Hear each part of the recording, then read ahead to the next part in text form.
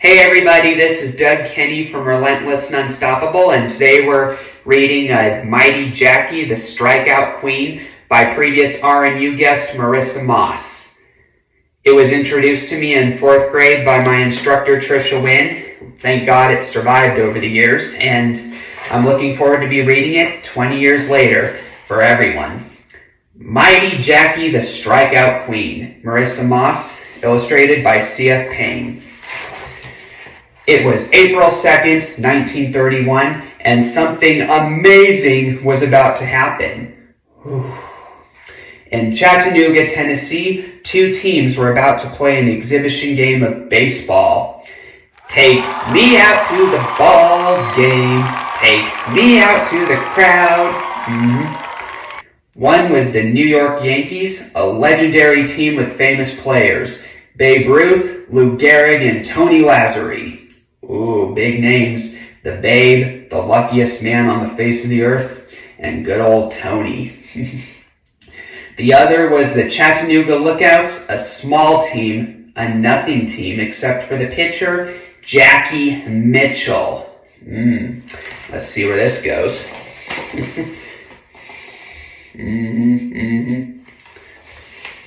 All right. Jackie was young, only 17 years old, but that's not what made people sit up and take notice. Jackie was a girl, and everyone knew that girls didn't play Major League Baseball. The New York Daily News sneered that she would swing a mean lipstick instead of a bat. A reporter wrote that you might as well have a trained seal behind the plate as to have a woman standing there. But Jackie was no trained seal. Oh no. She was a pitcher, a mighty good one. The question was she good enough to play against the New York Yankees?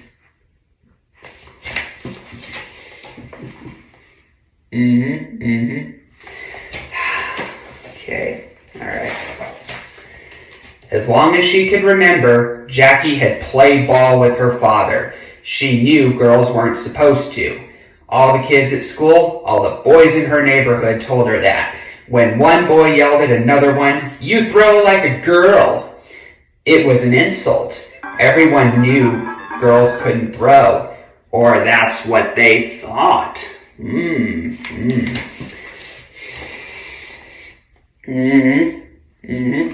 That's what they thought.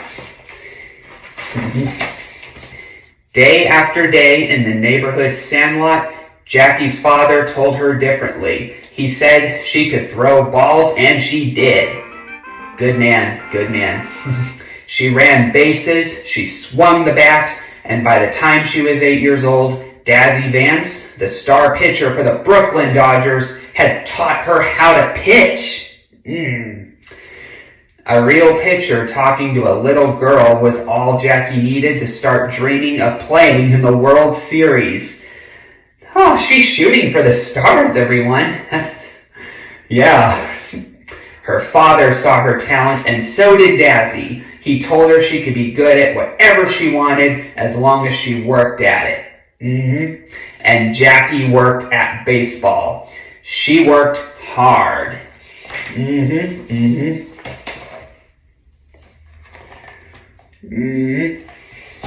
Okay. She practiced pitching till it was too cold and dark to stay outside. She threw balls until her shoulder ached and her fingers were calloused. I can relate to that with my weight loss.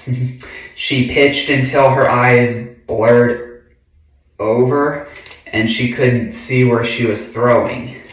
But it didn't matter. Her arm knew.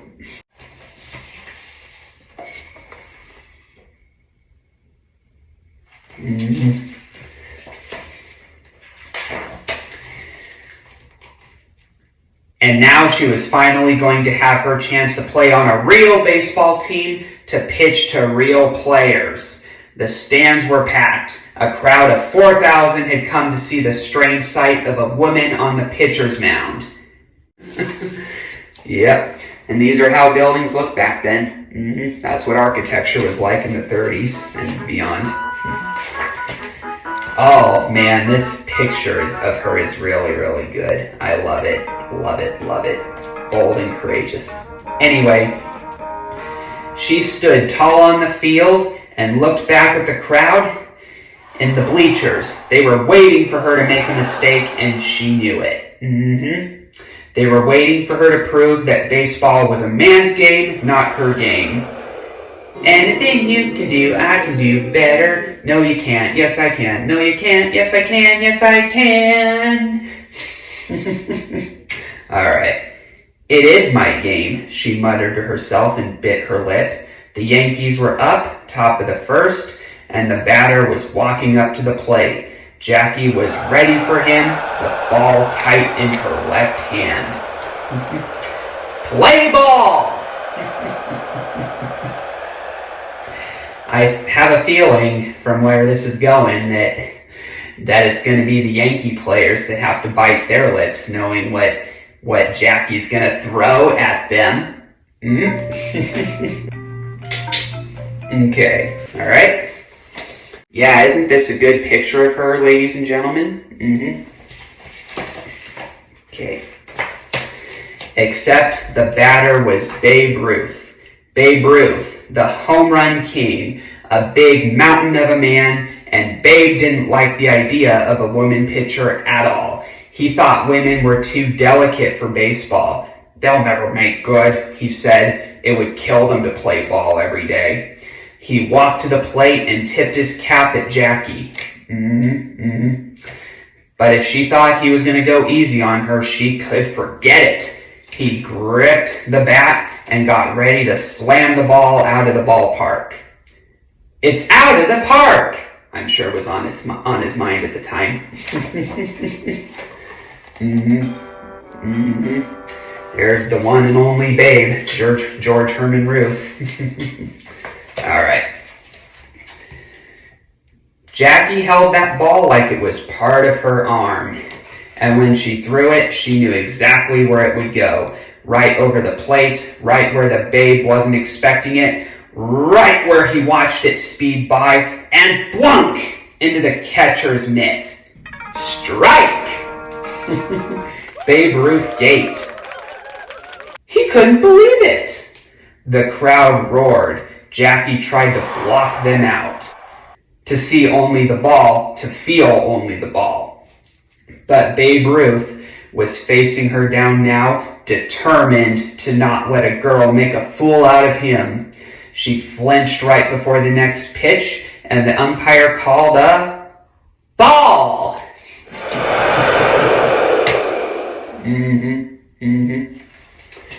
Okay. The Babe snorted. You can do it, Jackie told herself. Girls can throw, show them. But the next pitch was another ball. Now the crowd was hooting and jeering. The Babe was snickering with them.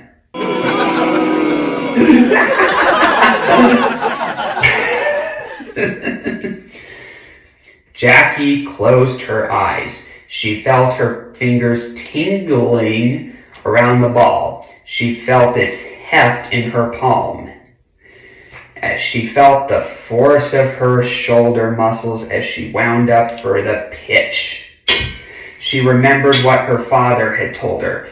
Go out there and pitch just like you pitch to anybody else.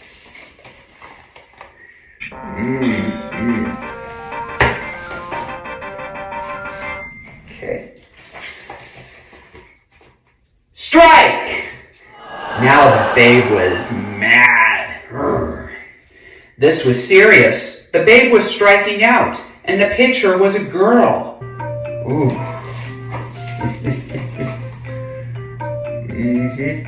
I love this story so far. I love where it's going. A true David and Goliath story. Jackie wasn't mad, but she was not scared either. She was pitching really pitching, and it felt like something was happening the way it had always meant to be. She knew the batter would expect the same pitch close and high, even if the batter was Babe Ruth. So this time, she threw the ball straight down the middle with all the speed she could put on it. Strike! Batter out! Okay, Doug, we get it. We sports puns. Babe Ruth glared at the umpire and threw the bat down in disgust. He told reporters that that would be the last time he'd bat against a woman. The crowd was stunned. A girl had struck out the Sultan of Swat. It couldn't be. It was a mistake, a fluke. What would the papers say tomorrow? But wait. Oh, the turning point. Here came Lou Gehrig, the iron horse, up to the plate. Oh man, Lou Gehrig is going to need a lot of luck at this point to strike out Jackie. I'm sorry, can we please save these puns for... He'd show her she couldn't strike him out too.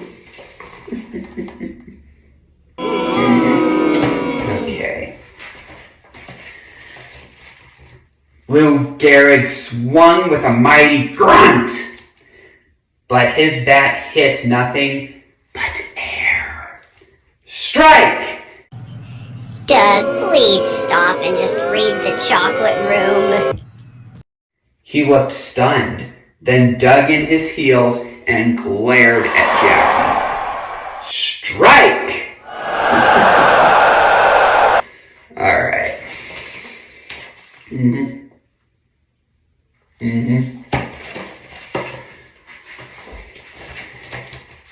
Jackie grinned. She was doing what she'd worked so hard and long to do, and nothing could stop her. Relentless and unstoppable, everyone. She pitched the ball the way she knew best. A lefty pitch with a low dip in it. No one could touch a ball like that when it was thrown right. Strike! Batter out!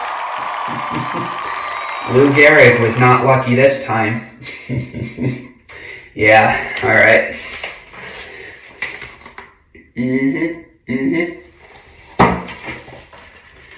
Okay.